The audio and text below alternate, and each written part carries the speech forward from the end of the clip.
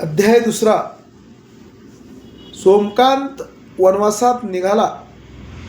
सूत सांगतात अशा या धर्मनिष्ठ प्रजादक्ष सोमकांत राजाला अचानक पूर्वकर्माप्रमाणे भयंकर कुष्ठरोग झाला.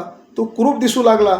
मनुष्याने केलेल्या प्रत्येक चांगल्या वाईट कर्माचे फळ त्याला व्यक्त किंवा अव्यक्त रूपाने त्याच जन्मी किंवा पुढील जन्मी मिळत असते. मनुष्याने प्रत्येक कर्म चांगले केले पाहिजे. आपल्या जीवनात सत आचार, सत्विचार व सत्उच्चार ठेवले पाहिजेत. कुष्ठरोगामुळे राजाला असह्य वेदना सहन कराव्या लागल्या. त्याच्या अंगावर क्षते पडली. त्यातून रक्त आणि पू वाहू लागला. त्यामुळे त्याच्या शरीराला दुर्गंधी येऊ लागली. राजास वाटू लागले की आता आपल्या जीवनात रस नाही. या कुष्ठरोगामुळे त्याला जीवन नकोसे झाले. त्यामुळे एके दिवशी राजाने आपले विश्वासू प्रधान, सुपुत्र व प्रियतमेस बोलावले व त्यांनी आपली दुःखमयी कहाणी सांगितली. सोमकांत राजा म्हणाला, मी आजपर्यंत धर्माप्रमाणे आचार, विचार, उच्चार केले. सर्व शत्रूवर विजय मिळवला. खूप सत्ता संपत्ती मिळवली. पण यावेळी माझे नशीब बरोबर नाही. मला पूर्वजन्मातले कर्म भोगावे लागत आहे. माझ्या शरीराची कांती जन्मता तेजस्वी होती. त्यामुळे जन्मदात्याने माझे नाव सोमकांत असे ठेवले. पण या महारोगामुळे माझी वाईट अवस्था झाली आहे. माझ्या शरीरात दुर्गंधी येऊ लागली आहे. त्यामुळे कोणीही माझ्याजवळ येत नाही. खरोखरच मानवी शरीर हे क्षणभंगूर आहे. केव्हा कोणता रोग या शरीरात उत्पन्न होईल हे काही सांगता येत नाही. माझ्या हातून कोणते महापाप पूर्वजन्मी घडले याची मला कल्पना नाही.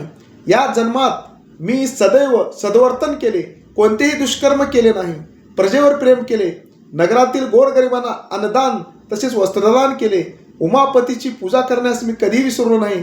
दर सोमवारी ओम नमः शिवाय असा 108 वेळा जप केल्याशिवाय मी तोंडात पाणी सुद्धा घेत नसे. माझ्या आयुष्यात सत्संगती लाभली. या शरीरात दुर्गंधी येत आहे. याचेच मला फार वाईट वाटते. या महारोगामुळे मला हे आयुष्य नकोसे झाले आहे. लोक कुचेष्टा करतात. त्यामुळे मला लोकापुढे जाण्यास लाज वाटते. मी आता ठरवले आहे की राजकुमार हेमकंठास राज्याभिषेक करून त्यांच्याकडे संपूर्ण राज्यकारभाराची जबाबदारी सोपवायची. त्यानंतर मी वनात जाऊन परमेश्वराचे चिंतन करणार आहे. यामुळे मला दुर्लभ मिळालेला नरदेह सार्थकी लागेल. याला तुम्ही सर्वांनी सहकार्य करा. हेमकंठास राज्यकारभार चालविण्यासाठी मदत करा. राजा हे सांगताना अत्यंत उदास झाला होता. हे बोलतानाच अचानक बेशुद्ध होऊन तो खाली कोसळला. सुधर्माच्या तोंडचे पाणी पळाले. प्रधानाने ताबडतोब राजवैद्यास बोलावून आणले. त्यांनी योग्य ते उपचार केल्यानंतर राजा शुद्धीवर आला. प्रधान म्हणाले, हे राजन, आम्ही तुम्हाला सोडणार नाही. आम्हाला सुद्धा आपल्याबरोबर वनात येण्याची इच्छा आहे. हेमकंठ प्रजादक्ष चतुर आहे. त्यामुळे त्याला आमच्या मदतीची आवश्यकता नाही. राजाची प्रियतमा सुधर्मा म्हणाली, स्वामी, मी अग्निसाक्षीने तुमच्याबरोबर विवाह केला आहे. तुम्हाला सर्वच अर्पण केले आहे. मी तुमच्याशिवाय राहू शकणार नाही. माझे पती परमेश्वर जिथे जिथे जातील तिथे मी येणार. मला तुमच्यापासून कोणीही विभक्त करू शकत नाही. राजाने, प्रधानाने व राणीने वनवासात जाण्याची तयारी सुरू केली. आपली मातोश्री, पिताश्री वनवासात जाणार ही बातमी हेमकंठास कळली. तेव्हा त्याला फार दुःख झाले. तो आपल्या जन्मदात्याला म्हणाला, आई बाबा, तुम्ही नसताना मी येथे राज्यकारभार कसा करू? मला तुमच्याशिवाय राज्य करण्यास आवडणार नाही. मला जन्मभर तुमच्या पवित्र चरणांची सेवा करायची आहे. त्यामुळे मी तुमच्याबरोबर वनात येणार. आपल्या सुपुत्राचे आपल्यावरील प्रेम पाहून सोमकांत राजा हेमकंठास म्हणाला, तू आमचा सुपुत्र आहेस याची आज खात्री पटली. तू प्रथमापासून आई वडिलांची आज्ञा पाळतो आहेस. माता पित्याची आज्ञा पाळणे हा पुत्राचा धर्म आहे. यामुळे मी तुला आज्ञा देतो की तू प्रधानांच्या सहाय्याने व्यवस्थित उत्तमरित्या राज्यकारभार चालव.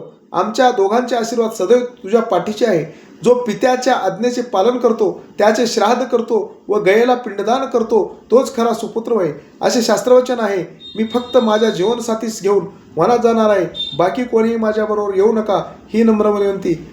या ठिकाणी गणेश पुराणातील दुसरा अध्याय समाप्त झालेला आहे. गणपती बाप्पा मोरया, मंगलमूर्ती मोरया.